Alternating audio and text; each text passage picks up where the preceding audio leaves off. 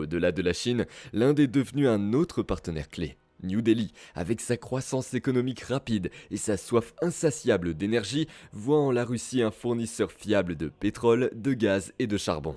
La Russie, de son côté, a multiplié les accords commerciaux avec l'Inde, non seulement pour les matières premières, mais aussi pour des secteurs comme la défense et les technologies de l'information. Cela témoigne de la capacité de la Russie à repenser ses alliances et à trouver des partenaires prêts à faire affaire, même dans un contexte de sanctions. Ces nouvelles relations ont également permis à la Russie de diversifier ses exportations au-delà des simples ressources naturelles en intégrant des produits manufacturés et technologiques dans ses échanges avec ces pays émergents.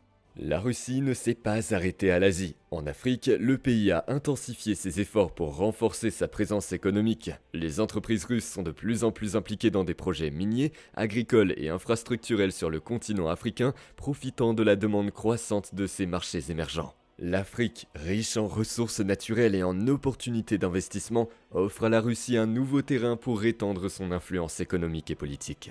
Les accords de coopération bilatérale signés avec plusieurs pays africains ont permis à la Russie d'accéder à de nouveaux marchés tout en contribuant au développement des infrastructures locales, créant ainsi un cercle vertueux de croissance économique mutuelle.